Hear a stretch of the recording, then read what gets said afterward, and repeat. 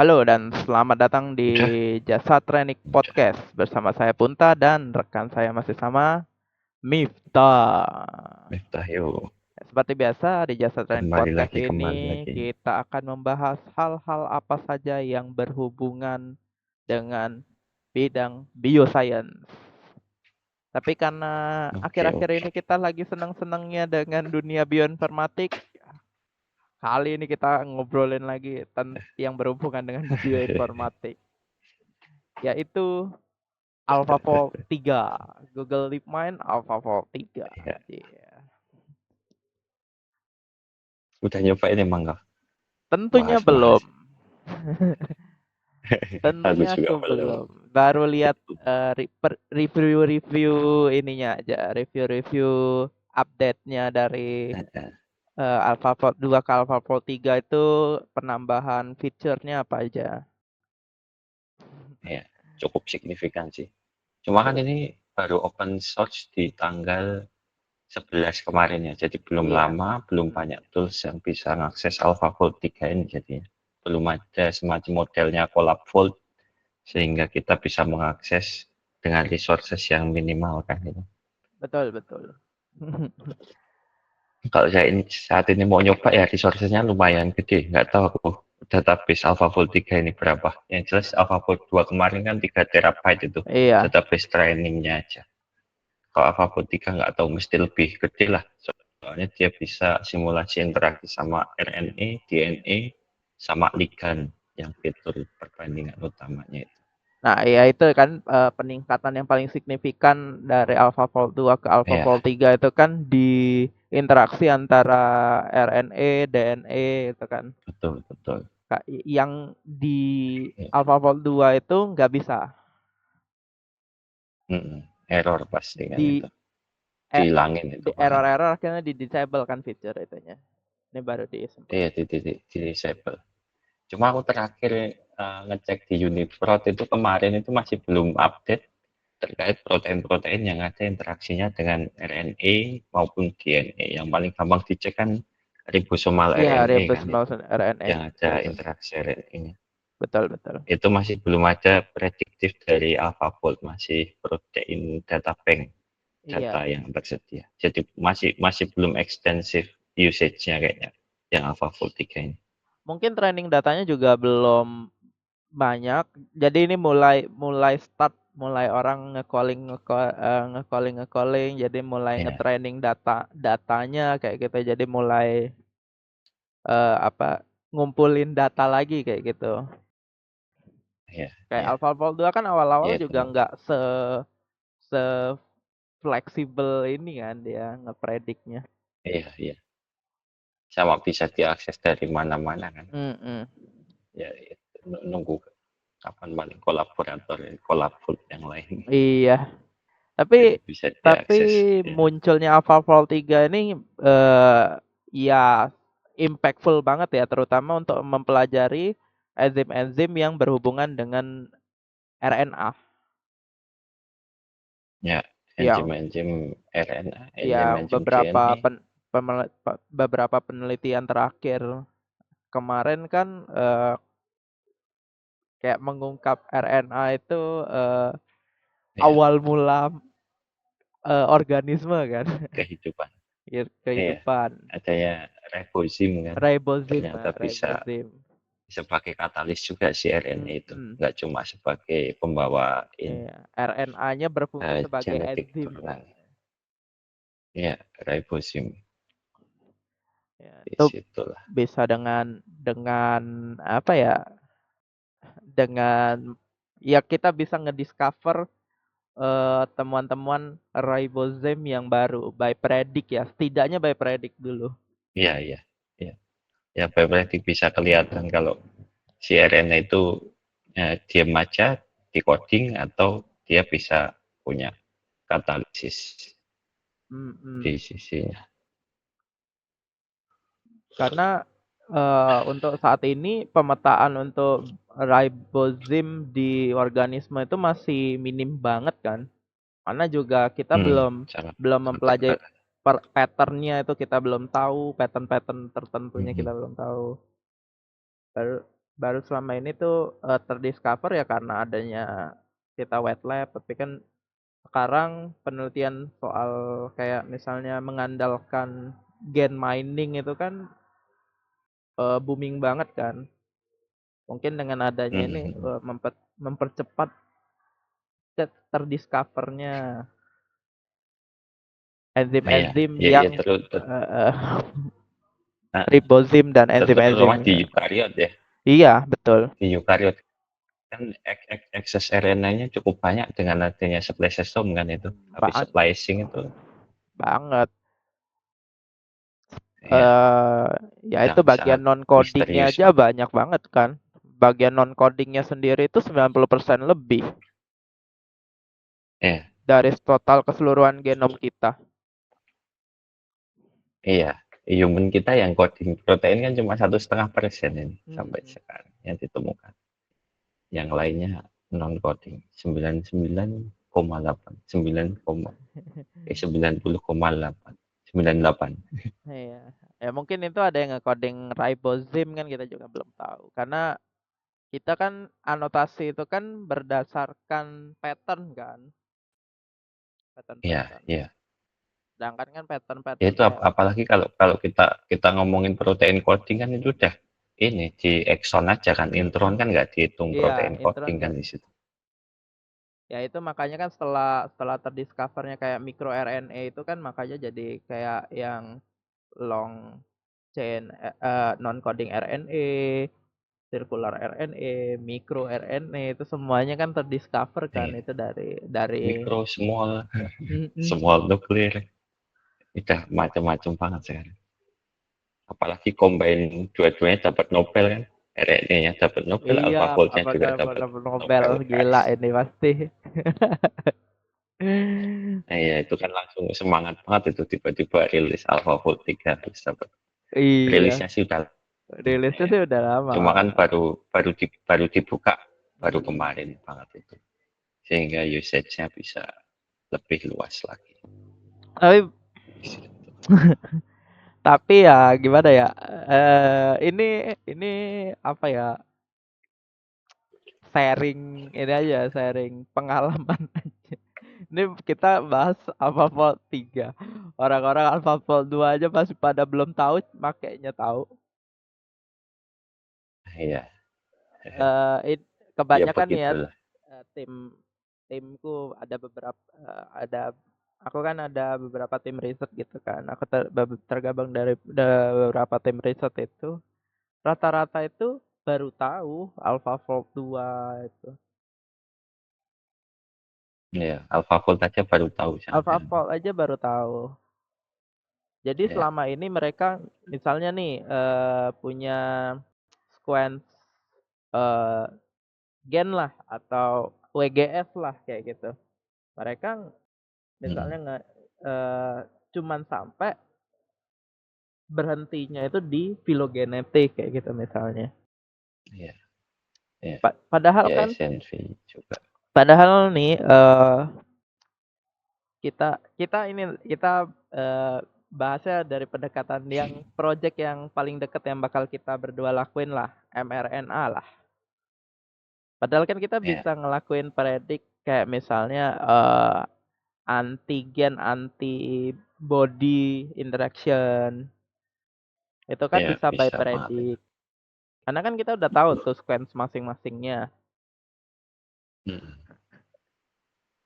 Tapi Ya beneran itu. Ya yang beneran kemarin juga. enggak ini. Ya, yang kemarin juga yang aku cek deket itu kan yang SNP Plasmodium itu kan. Nah, betul. Itu itu kan yang kutemui di Plasmodium vivax itu kan sama falciparum itu ya. Ya, Itu ada sekitar 14.000 SNP kalau di screening. Cuma iya, kalau misalkan kita bandingin di amino acid ke sisi protein codingnya, cuma ada di bawah 20 yang dia merubah komposisi amino betul. Itu baru dari ya. 14.000 perubahan single nucleotide Nah, polymorphism itu iya, itu pun juga kita SNP varian ya. belum baru perubahan aminonya doang kan yang kita tahu. Terus Iya, kita belum iya, tahu tuh interaksi di ligand yang samanya itu ada perubahan atau enggak. Iya, Jangan-jangan nggak berubah sisi iya aktifnya. betul. Kemarin baru baru aku sampaikan ke amino acid, baru mau aku terusin ke 3D structural itu. Nanti baru coba kita evaluasi. Yang jelas masuk ke amino acid aja itu kan udah kefilter banyak banget, 14.000 loh. Cuma Iya, tinggal di bawah 20 belasan kemarin aku ngecek itu yang dia bisa merubah komposisi asam amino. ya Yang itu. lainnya berarti kan nggak ngerubah, cuma alternatif asam amino aja di situ. Iya, nah kan nggak tahu ya. Ini karena ya beberapa kali ngobrol gitu. Mereka tuh menganggap SNP itu adalah suatu mutasi genetik. Padahal kan SNP itu variasi genetik kan. Jadi belum tentu dia ngubah struktur protein. Mung- Mungkin Iya, yang lupa gitu. Setiap asam amino itu kan nggak decoding ada beberapa asam amino tuh yang nggak decoding oleh urutan satu urutan aja kayak gitu. Dia ada misalnya tiga atau iya. biasa rata-rata sih tiga ya. Ada kebanyakan sih tiga ya. Yang banyak Rata-rata tiga, ada yang dua, kebanyakan ada, tiga. tapi kebanyakan tiga. Kemarin sih ada di human ditemuin bahkan sampai berapa? Ada yang lebih dari tiga kayaknya itu. Apanya? Yang asam amino baru. Oh iya ya. Coding asam amino ya, aku lupa sih. Jadi alternate-nya banyak banget itu. Bisa Mm-mm. semakin ke sini. Ya yang kita ketahui secara umum sih Iya masih tiga sekarang ya. yang dengan pengetahuan SMA lah ya. Sebelum Iya, kuliah iya. gitu kan. Itu kan cuma Belum kuliah. tiga-tiga. Ya pengetahuan Iya, awam lah tiga gitu. amino acid aja. Soalnya kadang-kadang kan ya eksklusivitas tadi ya mentang-mentang molekular biology nggak belajar ini, mentang-mentang mikrobiologi nggak ini kayak gitu. Iya, iya itulah itu. Baru SNP banyak sih itu. Iya itu baru kasus SNP. Itu kan iya iya itu aku sih dengan begitu kan kita bisa membawa semuanya itu lebih ke arah studi mekanistik, nggak cuma mempelajari pattern aja. Betul Kan betul. selama ini kalau SNP kan cuma ngelihat polanya, oh ini tuh polanya kayak gini, nggak tahu dengan pola ini tuh dia ngapain sebenarnya, perubahan yang terjadi itu apa kan kita nggak tahu. Bah Misalkan oh ya ada virulen gen yang berubah gitu kan, oh iya ternyata yang mempengaruhi itu kan kita bisa lebih luas lagi aplikasinya dengan studi mekanistik itu. benar. Dan rata-rata kan orang cuman kayak apa namanya ngemukul rata gitu. Ada perubahan di virulence gen. Oh ini Oh, nih iya, gara-gara itu. Padahal ya iya, iya mungkin di Virgen virulensinya aja. tetap sama tapi di SNP yang lain misalnya kayak eh, duplikasinya lebih cepat gitu. Ada gen Iya, yang itunya lebih ini. iya. Dan menariknya kemarin yang gue screening itu dari sekitar di bawah 20 itu nggak ada virulen gen yang berubah amino acidnya di situ. Tapi lebih ke arah duplikasi dan macam-macam regulasi itu. Nggak Iya, ada yang virulen gen itu nggak ada. makanya. Kadang-kadang tuh ya itu Iya, kan itu pun gara-gara kamu pakai pipeline yang kamu kembangin sendiri. Kalau enggak kan dia bahkan cuman iya, iya, SNP pipeline doang, sendiri. nggak tahu di gen apa SNP-nya. Mhm.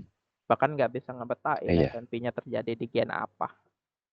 Cuman oh ada iya, variasi genetik di sini. Ya ya semuanya juga kan nggak satu.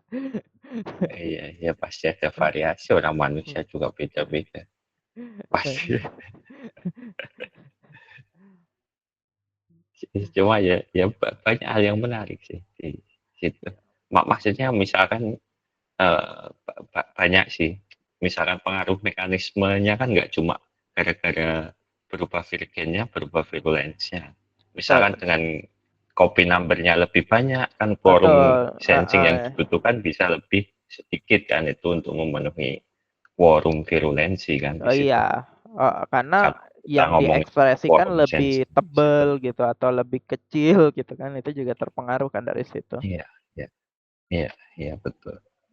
Jadi tidak semata-mata oh virulen gen gitu kan. Virulen Mhm. gen kalau tidak terekspresi atau nggak memenuhi quorum juga nggak akan jadi virulen kan itu. Iya, benar. Kan dia terjadinya virulen itu karena dia menuhin quorum. Iya, quorum sehingga berdampak sih. Ya sebenarnya sih apa ya, AlphaFold 3 ini kalau dia nanti udah banyak yang make, terus sudah ada versi yang ringan-ringannya itu sih bakal Iya, iya, accelerate lebih lagi sih. iya. Iya itu ya. Mau nyoba implement offline AlphaFold 3 sekalian berapa tera ya? Kalau 2 kali lipat kan 6 tera paling butuh storage Hmm, trainingnya aja. Tapi ya menarik banget sih. tapi sih worth it kalau memang Iya, worth it. fokusnya di situ. Iya. Ya, soalnya kebantingannya kan cryo EM kan gitu. Yang biayanya juga tidak murah di situ. Iya. Dan sekarang kan Cryo EM sama sekarang kan lagi booming nih kayak herba-herba itu kan. Herba-herba ini kan lagi booming iya, lagi kan. Senyawa-senyawa herba itu kan heeh, lagi booming-booming lagi tuh. iya, Tapi kan kalau kita medicine. ngandalin produksinya dengan misalnya beberapa senyawa herba itu kan di herba yang tumbuhnya lama dan segala macam gitu. Mhm, Kebutuhan akan itu tapi banyak, ya jadinya kan mahal banget tuh. Nah, ini kan bisa dipakai untuk yang namanya synthetic biology tadi kan. Gennya iya, dimasukin, bisa kalau misal heeh. bisa sintetik biologi apa bisa cara yang agak lebih sederhana mungkin kalau tahu pathway-nya kan kita bisa trigger Mhm. kemana biar Trigger kemana? sintesisnya lebih banyak di situ Apalagi tahu arah ya ke kan sekarang yang situnya paling sih. banyak tuh pakai Nicotiana apa ya? Lupa aku B, Nicotiana B apa itu? Iya benta benta apa itu Iya lupa kan B apa ya? Lupa aku. tanaman model. Iya, iya itu sering dipakai buat tanaman model. Itu kan mantap itu sebenarnya. Kita, kita Iya, karena kan nge-transfer gen itu kita selama ini kan nge-transfer gen itu ya gennya aja di ini. Tapi sekarang kan kita bisa nge-study eh dia ngasilinnya kayak mana kayak gitu. Lihat dari folding prediknya kayak gitu. Jangan-jangan iya, prediknya beda gitu. iya, Ekspresinya iya, lebih iya lambat tahu. atau ekspresinya lebih kecil atau enggak itu kan juga dipengaruhi oleh kayak misalnya non coding region, Iya, untranslated region, UTR, iya, UTR. UTR, Nah, itu iya kan juga UTR. juga berpengaruh kan terhadap proses translasi Di translate. epigenetik Mm, mm, maksudnya. mm. Kan nanti Ya itu kita bisa banyak sih kalau di mekanismenya benar-benar diketahui kan inhibition faktornya juga bisa diketahui sehingga bisa di bypass di situ. banget, ya banyak banget ya kita, kita kita yang sudah kita lakuin aja kan kayak misalnya by homolog aja kita bisa narik ke banyak banyak banget tuh. Bahkan yang kemarin Ya, itu nggak evolutionary Streptococcus itu kan kita bisa narik mm, itu. mm, Itu masih itu masih belum benar. itu menarik banget tuh. Itu nggak ditemukan di bakteri lainnya loh. Ya, itu. Tapi ya maksudnya studi KRS itu ya belum develop banget sih ternyata. Aku di sini kan ada exhibition di China ya. Iya, Ya, di pameran itu kan ngelihat showroom gitu yang ada bioinformatiknya cuma satu dan itu cuma sgRNA kemarin itu. hmm, Nggak begitu ini sih baru platformnya di situ. ya sama sih di Jadi sini masih juga sangat sih kurang diketahui. untuk Masih kurang sih. kurang karena eh ya pemikirannya tuh bioinformatik tuh masih cuman sekedar apa ya, pelengkap gitu. Jadi belum kayak Mhm, suatu yang impactful, mhm, padahal ya yang terjadi kan justru dua-duanya nih punya bobot yang sama besarnya gitu maksudnya. mhm, mhm, belum unlock aja. Mhm. Belum unlock dan itu ilmu yang benar-benar masih awam banget kan. Karena butuh ilmu lain untuk mensupport si bioinformatik ini kan. Misalnya Betul, komputer, statistik itu udah pasti kan. ya itu landasannya sih. Cuma kalau nggak ada background di biologinya juga susah. Iya, susah juga. Ya itu kembali ke mekanistik tadi itu kan mekanismenya tahu baru bisa bikin semacam workflow gitu. Kalau Ya, nggak ada juga nggak bisa. ya makanya kayak kan kita pernah ngebahas kan ada beberapa yang ngembangin tapi bukan orang biologi kan dia cuma ngebandingin doang padahal kan di situ kan satu DNA itu kan nggak semuanya ya kalau cuma dihituin ya semuanya perbedaannya cukup kelihatan gitu tapi kan ada yang translate region ada yang untranslate ada yang Ya, ini terus ada interaksi antar itulah. gen kan juga bisa dilihat tuh kalau Mm, mm, udah masuk ke sistem sel kan setiap ekspresi gen itu ngaruh ke ekspresi gen lainnya kan. ya. Ya itu Pak banyak regulasi, feedback inhibition, macam-macam. Banyak sih yang masih bisa dikembangkan ya jelas. Kalau Tapi dari sisi riset. Tapi ini yang lucu nih AlphaFold 3 ini kalau kita kan bisa ya AlphaFold 3 dan perkembangan AI lainnya nih kita ada kemungkinan nanti kita bisa bikin suatu enzim minimal. Jadi enzim minimal Ya, yang bisa ngelakuin fungsi katalitik. ya, Jadi dengan ya bisa asam banget sih itu. amino sependek mungkin tapi dia udah bisa ngelakuin eh, kegiatan katalitik seefektif mungkin. Ya, sintetik biologi yang sesungguhnya nggak sih? Iya, iya. Kan Kalau bisa ke arah kan situ kita sih ya. kan Ya, sudah predik pattern ini apa misalnya sisi aktif dan segala macamnya kayak gitu. Itu dari data sebesar itu terus ngeoptimasi sisi aktifnya tetap sama dengan gugus protein sependek mungkin kan sependek mungkin itu kan sangat bisa ya. Jadi kita oh bisa iya, membuat protein yang mungkin nggak pernah ada di alam. Cuman by iya. predict AI. Bisa jadi. Kalau misalkan sampai setaraf itu sih aku kira semua hal bisa dilakukan sel free. Iya. Dan untuk sampai ke tahap itu kurasa nggak dalam waktu lama lagi deh. Halo? Halo? Iya. Miftahnya.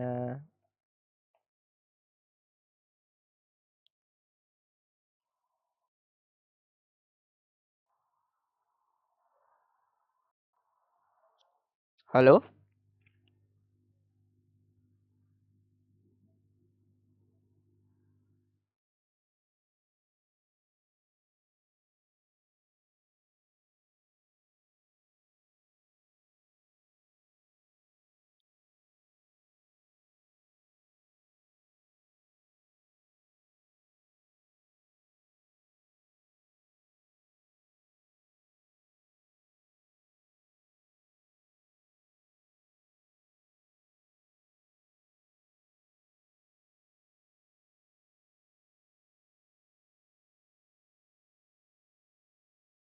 Halo, halo. Sorry, Halo, sorry. halo. Tiba-tiba ini.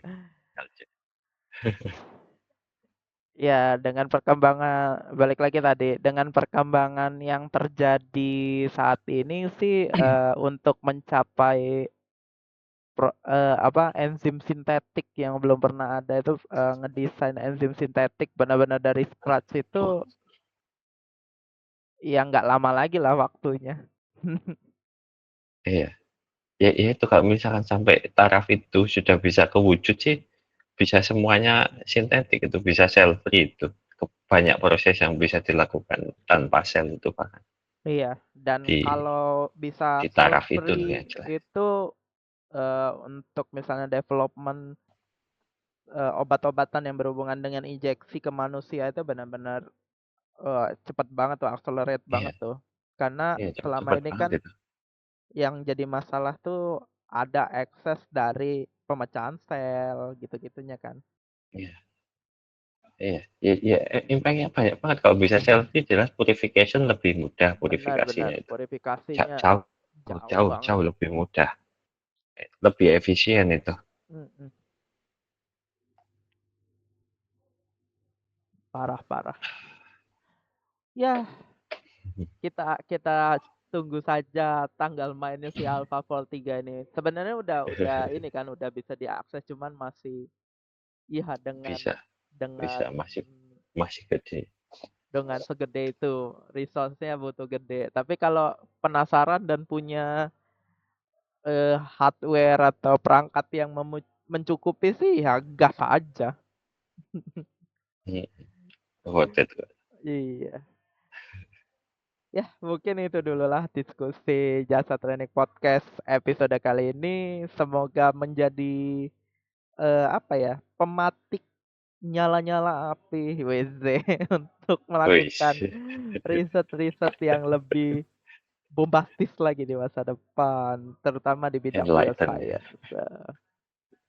Ya, terima kasih sudah mendengarkan Jasa Training Podcast episode kali ini. Saya Punta dan rekan saya Miftah. Sampai jumpa di episode berikutnya. Yuk, Bye bye.